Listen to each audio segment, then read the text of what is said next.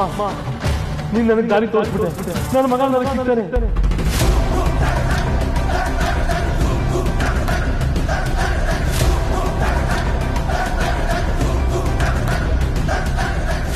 ಮಗನೇ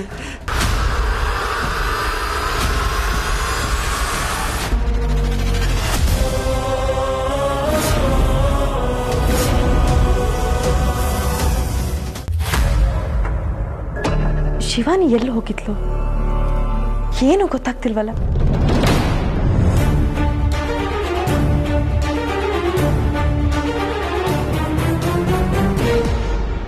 ಮತ್ತೆ ಏನ್ ಸಮಾಚಾರ?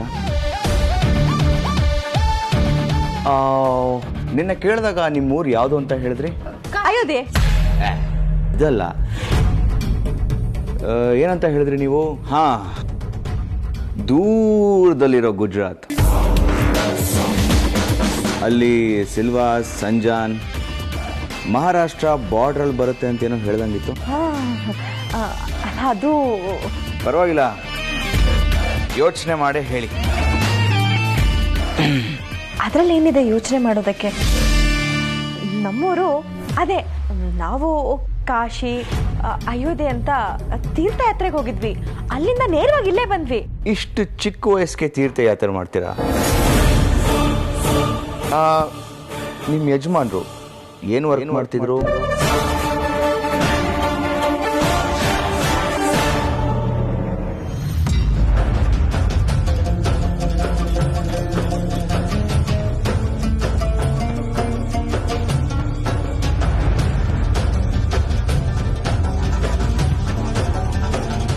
ಏನಮ್ಮ ಶೈಲು, ನಿನ್ಗೇನು ಗೊತ್ತಾಗಲ್ವಾ? ಅಲ್ಲ, ನಾವಿದೀವೇನೋ ಮರ್ತೇ ಬಿಟ್ಟೆ ನೀನು. ನಿನಗಿಷ್ಟ ಬಂದಾಗ ಮಾಡ್ಬಿಡು.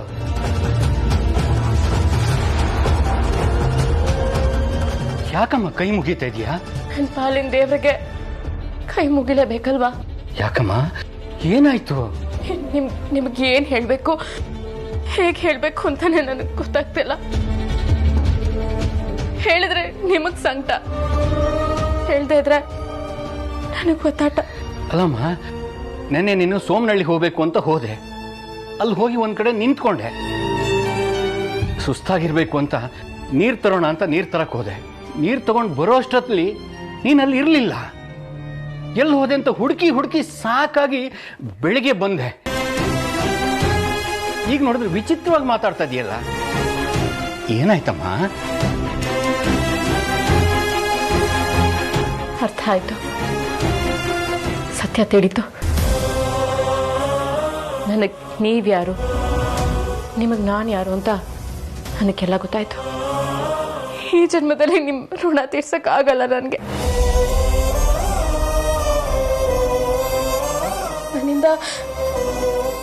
ನನ್ನಿಂದ ನೀವು ತುಂಬಾ ಕಷ್ಟಪಟ್ಟಿದ್ದೀರ. ನನ್ನಿಂದ ದೊಡ್ಡ ನಷ್ಟ ಆಗಿದೆ ನಿಮ್ಗೆ. ಅದನ್ನು ತುಂಬಿಕೊಡೋಕೆ ಈ ಶಿವಾನಿ ಕೈಲಾಗಲ್ಲ. ಮಗಳೇ, ನೀನು ಎಲ್ಲರ ಪಾಲಿಗೂ ಶಿವಾನಿ ಆಗಿರ್ಬೋದು, ಆದ್ರೆ ನಮ್ಮ ಪಾಲಿಗೆ ನೀನು ಶೈಲುನೇ.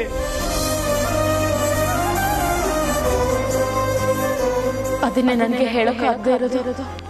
ನಿಮ್ಮ ಶೈಲು ಸುಟ್ಟು ಭಸ್ಮ ಆಗೋದು. ನಾನು ಶಿವಾನಿ, ಆದ್ರೆ ಅದನ್ನ ನಿಮಗೆ ಹೇಳಿದ್ರೆ ನಿಮ್ಮ ಮನಸ್ಸು ಸಹಿಸೋದಿಲ್ಲ. ಹೇಳೋದ್ರಲ್ಲಿ ಯಾವ ಅರ್ಥನೂ ಇಲ್ಲ. ಅದು ಅವರೇ ಹೇಳಿದ್ರು, ಡೈಮಂಡ್ ಶೇಪಿಂಗ್ ಬಿಸ್ನೆಸ್, ಅದನ್ನೇ ತಾನೇ ಮಾಡ್ತಿದ್ದು. ಕರೆಕ್ಟ್.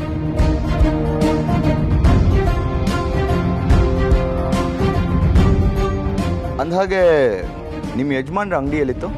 ಸಲ್ವಾಸಲಿ, ರಾಣಿಬೆನ್ ರೋಡಲ್ಲಿ ಒಂದು ದೊಡ್ಡ ವಜ್ರದ ಅಂಗಡಿ ಇದೆಯಲ್ಲ, ಅದೇ ತಾನೆ? ಅದೇ. ಗೊತ್ತಾಯ್ತು ಬಿಡಿ, ಎಲ್ಲ ಗೊತ್ತಾಯ್ತು. ಈಗ ನನಗೆಲ್ಲ ಅರ್ಥ ಆಯ್ತು. ಅಭಯ್, ನನಗೆ ನಿದ್ದೆ ಬರ್ತಾ ಇದೆ. ನನಗೂ ನಿದ್ದೆ ಬರ್ತಿದೆ. ಈಗೆಲ್ಲ ಗೊತ್ತಾಯ್ತಲ್ಲ, ಆರಾಮಾಗಿ ನಿದ್ದೆ ಬರುತ್ತೆ. ಸರಿ, ಹಾಗಿದ್ರೆ ನಾವಿನ್ ಹೊರಡ್ತೀವಿ.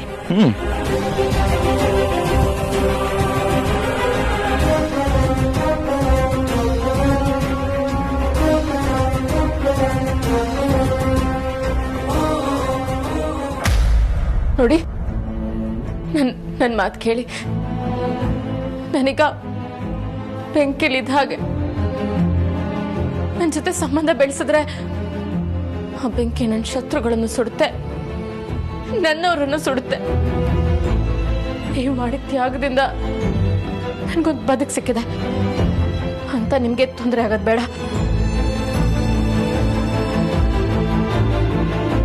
ಅದಕ್ಕೆ ಹೇಳ್ತಾ ಇದ್ದೀನಿ, ನೀವಿನ್ನು ಹೇಳಿರೋದ್ರಲ್ಲಿ ಅರ್ಥನೇ ಇಲ್ಲ. ಎಲ್ಲಾದ್ರೂ ಹೋಗಿ ಚೆನ್ನಾಗಿರಿ. ನಿಮ್ಗೆ ಏನ್ ಸಹಾಯ ಬೇಕೋ ನಾನೇ ಮಾಡ್ತೀನಿ. ಆದ್ರೆ ನನ್ನ ಜೊತೆ ಇದ್ದು ನಿಮ್ ಪ್ರಾಣಕ್ಕೆ ಅಪಾಯ ಆಗೋದು ಬೇಡ. ಹೊರಟ್ಬಿಡಿ. ಎಲ್ಲಿಗಮ್ಮ ಹೋಗೋದು? ನಮ್ಗಿರೋಳು ನೀನೊಬ್ಳೆ, ಸತ್ರು ಬದುಕಿದ್ರು ನಿನ್ ಜೊತೆನೆ. ಹಾಗಿದ್ಮೇಲೆ ಎಲ್ಲಿಗಮ್ಮ ಹೋಗೋದು? ನಮ್ಗೆ ಯಾರಮ್ಮ ಇದ್ದಾರೆ? ನಮಗಂತೂ ಮಕ್ಕಳಿಲ್ಲ. ನಿನ್ನನ್ನೇ ನಮ್ಮ ಮಗು ತರ ಬೆಳೆಸಿದ್ದೀವಿ. ನಿನಗೋಸ್ಕರ ಬದುಕಿ ನಿನಗೊಂದು ಒಳ್ಳೆ ನೆಲೆ ತೋರಿಸ್ಬೇಕು ಅನ್ನೋದು ನಮ್ಮ ಗುರಿ. ಆ ನೆಲೆನ ನೀನೇ ಕಂಡ್ಕೊಂಡು ಬಿಟ್ಟಿದೀಯ ಮಗಳೇ. ನಾವು ನಿನ್ ಜೊತೆ ಇರೋದ್ರಿಂದ ನಿನಗೇನಾದ್ರೂ ಹೊರೆ ಆಗೋದಾದ್ರೆ, ನಿನಗೆ ಬೇಸರ ಆಗೋದಾದ್ರೆ, ನಿನಗೆ ಭಾರ ಆಗೋದಾದ್ರೆ ಖಂಡಿತ ನಾವು ಹೋಗ್ತೀವಮ್ಮ. ಅಯ್ಯೋ ಮಾವ, ನಾನು ಹಾಗೆ ಹೇಳಲಿಲ್ಲ. ಇಲ್ಲಿರೋದ್ರಿಂದ ನಿಮಗ್ ಬೇರೆ ತೊಂದರೆ ಆಗುತ್ತೆ ಅಂತ ಹೇಳ್ದೆ ಅಷ್ಟೆ. ಅಯ್ಯೋ ನನ್ನ ಬಂಗಾರ, ನಿಮ್ ಜೊತೆ ಇರುವಾಗ ಬರೋ ತೊಂದರೆಯಿಂದ ನಮಗ್ ಸಾವೇ ಬಂದ್ರು ಸಾಯ್ತೀವಿ. ಅದ್ ಬಿಟ್ಟು ಹೋಗಿ ಅಂದ್ರೆ ಎಲ್ಗಮ್ಮ ಹೋಗೋದು?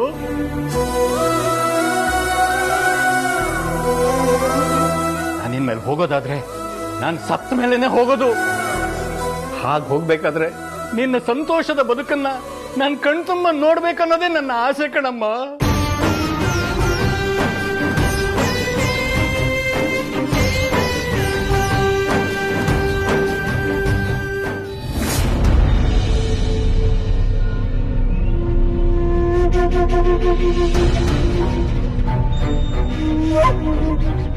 ಅಮ್ಮ,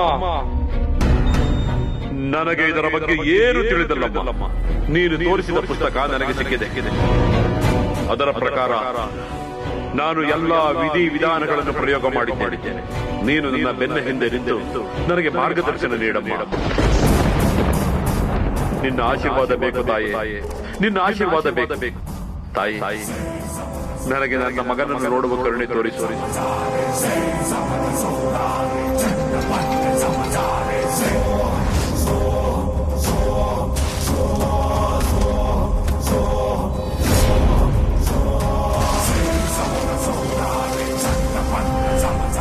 ಅಮ್ಮ, ಎಲ್ಲಿದ್ಯಮ್ಮ?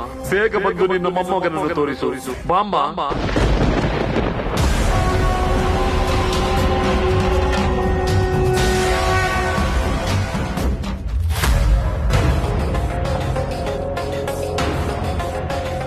ಇದು ನಿಮ್ ಬಳಿ ಇರೋದು ಸೂಕ್ತ. ಇದು ನಿಮಗೆ ದಾರಿ ತೋರಿಸುತ್ತೆ.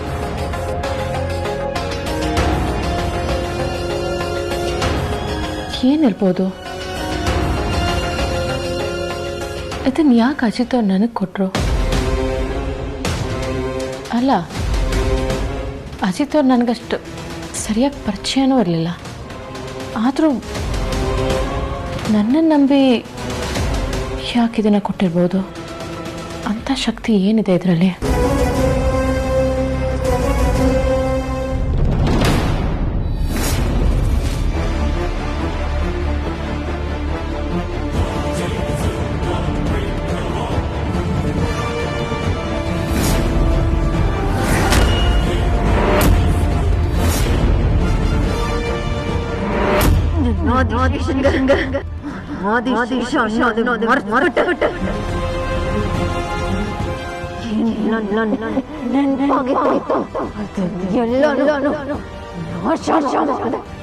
ನೀನೇ ಹೇಳಿದ್ರು ಕೇಳಿಸಲ್ಲ.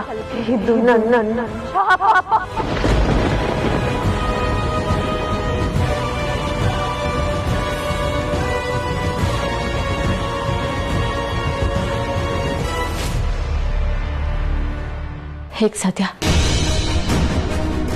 ಹೇಗೆ ಸಾಧ್ಯ? ನಾನು ಕೈಯಾರೆ ಸಾಗಿಸಿದ ದುಷ್ಟ ನಾಗಿಣಿ ಅವಳು ಮತ್ತೆ ಮತ್ತೆ ಅದೇ ರೂಪದಲ್ಲಿ ಬರೋದಕ್ಕೆ ಹೇಗೆ ಸಾಧ್ಯ? ನನ್ನ ತ್ರಿಶೂಲ್ನ ದೂರ ಮಾಡೋದಕ್ಕೆ ಎಷ್ಟೆಲ್ಲ ಪ್ರಯತ್ನ ಪಟ್ಲು ಅವಳು. ಸತ್ತು ದುರಾತ್ಮವಾಗಿ ಅಲಿತಿದ್ದವಳು ಈಗ ಇನ್ನೊಂದು ಜನ್ಮ ಎತ್ತು ಬರೋದಕ್ಕೆ ಹೇಗೆ ಸಾಧ್ಯ? ಇಲ್ಲ, ಸತ್ತು ದುರಾತ್ಮ ಆಗಿರೋರ್ಗೆ ಮತ್ತೆ ಜೀವ ಕೊಡೋಕ್ಕೆ ಯಾವ ದುಷ್ಟಶಕ್ತಿಗಳಿಂದನೂ ಆಗಲ್ಲ. ಇವಳಿಗೆ ಮತ್ತೊಂದು ಅವಕಾಶ ಸಾತ್ವಿಕ ಶಕ್ತಿಗಳಿಂದನೇ ಬರಬೇಕು.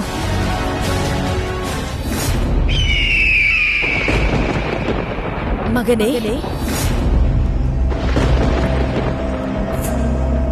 ಅಮ್ಮ ಬಂದ್ಯಾ? ನಿನ್ನ ಮಗನ ಮೇಲೆ ಕರುಣೆ ಬಂತ? ಬಾಮ್ಮ, ನನ್ನ ಮಗನ ತೋರ್ಸಮ್ಮ. ಅವನು ಎಲ್ಲಿದ್ದಾನೆ ಅಂತ ಹೇಳಮ್ಮ. ತೋರ್ಸಮ್ಮ, ತ್ರಿಶೂಲ್ನ ತೋರ್ಸಮ್ಮ. ಬಾಮ್ಮ.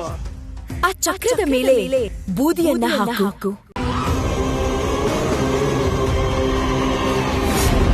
ಭೈರವಿ ಜ್ವಲ ಜ್ವಲ ಜ್ವಾಲ ಕರಾಳ ಬದಲಿ ಕಲ ಕಲ ಕಾಲ ಕಥಾ ಯಕ್ಷ ಮಹಾಕಾಳಿ ಪ್ರಳಯಾಗ್ನಿ ಶತ್ರುಯತಾ ವಿನಾಶ ವಿಧ್ವಂಸಿನಿ ಹರಿಷಿಣ ಕುಂಕುಮ ಅಗ್ನಿ ಹೋಮ ಧರಿಸಿದ ಶನಿವಾರ ಉರಿವ ಕರ್ಪೂರ ಮಣ್ಣಿನ ದೀಪ ಕೆಂಡದ ಧೂಪ ವಿಭೂತಿ ಧಾರಣೆ ಮಂತ್ರ ಪಠಣೆ. ಹುಟ್ಟಿಗೆ ಸಾವಿಗೆ ಎಲ್ಲದಕ್ಕೂ ಒಂದು ಕಾರಣ ಇರುತ್ತೆ.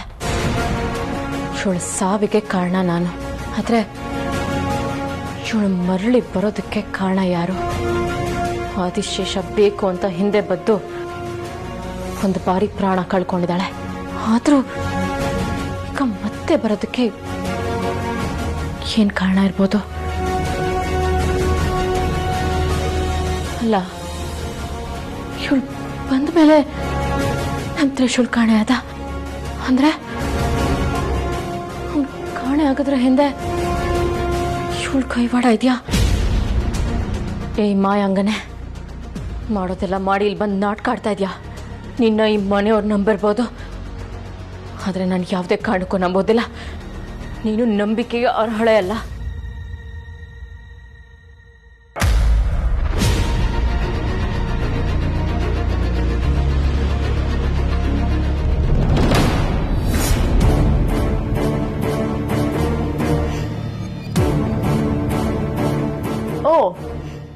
ನಾನು ನಿಮ್ಮ ಹತ್ರನೇ ಮಾತಾಡಬೇಕು ಅಂತ ಬರ್ತಾ ಇದ್ದೆ.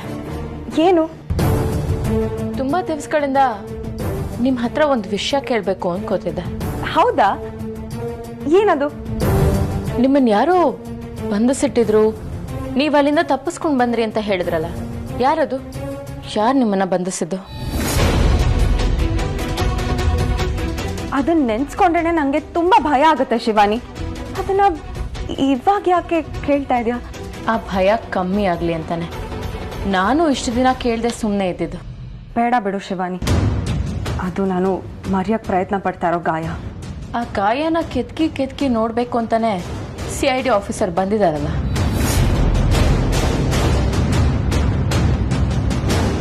ಪುಸ್ತಕ ತೆಗೆದು 351ನೇ ಶ್ಲೋಕ ಪಠಿಸು.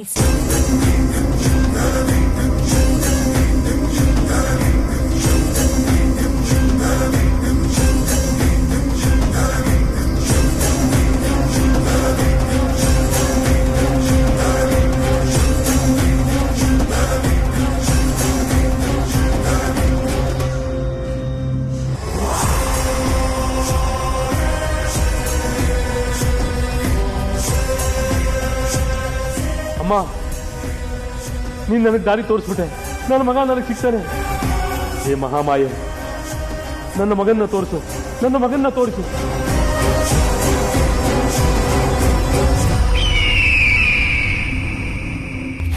ನೀವು ಸತ್ಯ ಇಲ್ಲದೆ ಬೇರೆ ದಾರಿನೇ ಇಲ್ಲ. ಏನು ಉತ್ತರ ಕೊಡ್ತೀರಾ ಅವ್ರಿಗೆ? ಉತ್ತರ ಏನ್ ಕೊಡೋದು ಶಿವಾನಿ? ನನಗೆ ಅದ್ಯಾವುದು ಸರಿಯಾಗಿ ನೆನಪೇ ಇಲ್ಲ. ಎಷ್ಟು ದಿನ ನನ್ನ ಬಂಧನದಲ್ಲಿಟ್ಟಿದ್ರು ಅಂತ ನನಗೆ ಸರಿಯಾಗಿ ನೆನಪೇ ಇಲ್ವಲ್ಲ. ನಾನಿಲ್ಲಿ ತ್ರಿವಿಕ್ರಮ್ನ ಭೇಟಿ ಮಾಡಕ್ ಬಂದಾಗ ಸಿಕ್ಕಾಕೊಂಡಿದ್ದು. ಅದ್ರ ಬಗ್ಗೆ ಇವಾಗ ಯೋಚನೆ ಮಾಡಿದ್ರು ಕೂಡ ಈ ಬದುಕೆ ಬೇಡ ಅನ್ಸ್ಬಿಡುತ್ತೆ. ಅಲ್ಲ ಶಿವಾನಿ, ನೀನ್ ಈ ವಿಷಯನ ಅವನಿಗೆ ಹೇಳ್ಬಿಟ್ಟ? ಅವನಿಗೆ ಗೊತ್ತಾದ್ರೆ ಮತ್ತೆ ಅವ್ನು ಬರೋದು, ಹುಡ್ಕೋದು, ವಿಚಾರಣೆ ಮಾಡೋದು, ಆ ಪಾಪಿಗಳನ್ನ ಕಂಡು ಹಿಡಿದ್ರೆ ಅವ್ರ ದೃಷ್ಟಿ ನನ್ನ ಮೇಲೆ ಬಿದ್ರೆ ಪುನಃ ನನ್ನ ಬಂಧನದಲ್ಲಿಡ್ತಾರೆ. ಅದನ್ನೆಲ್ಲ ನೆನ್ಸ್ಕೊಂಡ್ರೆ ನರಕ ಅನ್ಸುತ್ತೆ.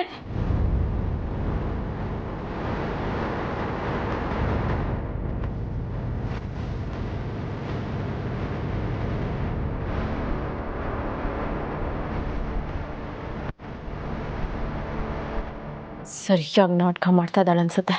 ನನ್ನ ಹತ್ರ ಏನೋ ಮುಚ್ಚಿಡ್ತಾ ಇದ್ದಾಳೆ ಅನ್ನೋದಂತೂ ಸತ್ಯ. ಅವಳು ತ್ರಿಶೂಲ್ನೇ ಹುಡ್ಕೊಂಡು ಬಂದಿದ್ರೆ ತ್ರಿಶೂಲ್ ಸಿಕ್ಕಿದ ಮೇಲೆ ಅವಳಲ್ಲಿರುವಂಥ ಪ್ರಮೇಯನೇ ಬರ್ತಿರ್ಲಿಲ್ಲ. ಈಗ ತ್ರಿಶೂಲ್ ಎಲ್ಲಿದ್ದಾನೆ ಅಂತ ಅವಳು ಗೊತ್ತಿಲ್ಲ ಅನ್ಸುತ್ತೆ. ಎಲ್ಲಿ ಹೋಗಿದ್ದಾನೆ ಅಂತ ನಾನೇ ಕಂಡು ಹಿಡಿಬೇಕು. ಆಮೇಲೆ ಇವಳು ಬಂದಿರೋ ಉದ್ದೇಶನೂ ತಿಳ್ಕೋಬೇಕು. ಇವಳು ನಿಜವಾಗ್ಲೂ ಮಾಯಾಂಗನೇನಾ ಅಥವಾ ಅವಳ ರೂಪದಲ್ಲಿ ಬಂದಿರೋ ಬೇರೆ ಯಾರೋ ಇರ್ಬೋದಾ? ಅದನ್ನು ತಿಳ್ಕೋಬೇಕು. ಇವಳಿಂದ ನನ್ನ ತ್ರಿಶೂಲ್ಗೆ ಏನಾದರೂ ತೊಂದರೆ ಆಗುತ್ತೆ ಅನ್ನೋದಾದರೆ ಇವಳಿಗೆ ನಾನು ಸಾವಿನ ದಾರಿನೇ ತೋರಿಸ್ತೀನಿ.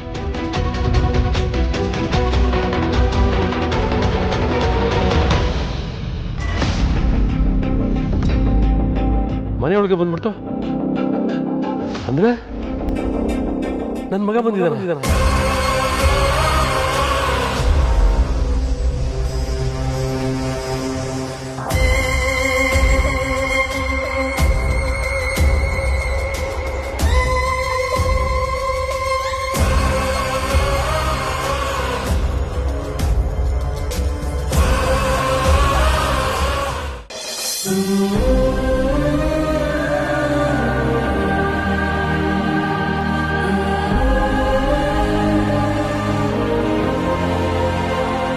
ಮಗನೇ,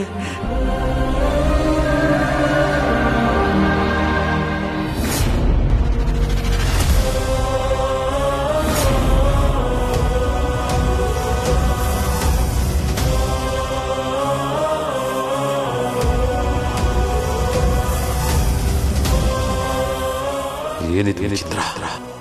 ನನ್ನ ಮಗನ ನಾನು ಹುಡ್ಕೊಂಡ್ಬಂದ್ರೆ ಈ ಪೊಲೀಸ್ನ ತೋರಿಸ್ತಾ ಇದ್ಯಾ? ನಾನು ಮಾಡಿದ ಪೂಜೆಲಿ, ನಾನು ಹೇಳಿದ ಮಂತ್ರದಲ್ಲಿ ದೋಷ ಏನಾದರೂ ಆಯ್ತಾ ಅಥವಾ ಏನಾದರೂ ತಪ್ಪಾಯ್ತಾ? ಈಗ ಯಾರನ್ನು ತೋರಿಸಿ ನನ್ನ ಮಗ ಅಂತ ಹೇಳ್ತಾ ಇದೆಯಾ ದೀಪ? ಏನ್ ಈ ರೀತಿ ಆಗೋಯ್ತು? ನಾನು ಹೇಳಿದ ಮಂತ್ರಕ್ಕೆ, ನಾನು ಮಾಡಿದ ಪೂಜೆಗೆ ಶಕ್ತಿ ಇಲ್ವಾ? ಅದಕ್ಕೆ ನನ್ನ ದಿಕ್ಕು ತಪ್ಪಿಸ್ತಾ ಇದೆಯಾ? ಇಲ್ಲ, ಈ ಪುಸ್ತಕ ನೋಡಿ ಮಂತ್ರ ಮಾಡೋದೇ ಬೇಡ. ನನ್ನ ಮಗನ ಬೇರೆ ಯಾವುದಾದ್ರೂ ರೀತಿಯಲ್ಲಿ ಹುಡುಕ್ತೀನಿ.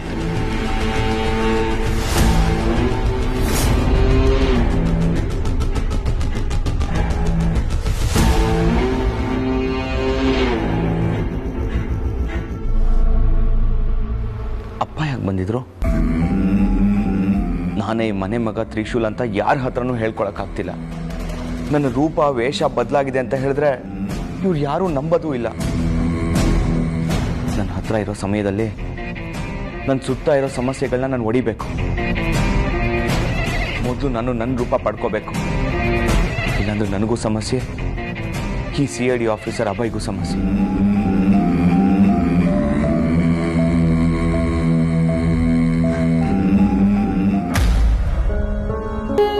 ತ್ರಿಶೂಲ್ ಹೋಗಿರೋದಾದ್ರೂ ಎಲ್ಲಿಗೆ? ಬೇಗ ಬರ್ತೀನಿ ಅಂತ ಹೇಳಿ ಹೋದವನು ಯಾಕಿನ್ನೂ ವಾಪಸ್ ಬಂದಿಲ್ಲ? ದೇವ್ರೆ, ತ್ರಿಶೂಲ ನಾನು ತುಂಬಾ ನೋಡ್ಬೇಕು ಅಂತ ಅನ್ನಿಸ್ತಾ ಇದೆ. ದಯವಿಟ್ಟು ಅವ್ನು ಎಲ್ಲೇ ಇದ್ರು ನನ್ನ ಹತ್ರ ಬರೋ ಹಾಗೆ ಮಾಡು, ಅಥವಾ ನನ್ನನ್ನೇ ಅವನ ಹತ್ರ ಕರ್ಕೊಂಡೋಗು. ದೇವ್ರೆ, ನಾನು ಅವನ್ನ ನೋಡ್ಬೇಕು. ದೇವ್ರೆ, ನಾನು ತ್ರಿಶೂಲನ ನೋಡ್ಬೇಕು.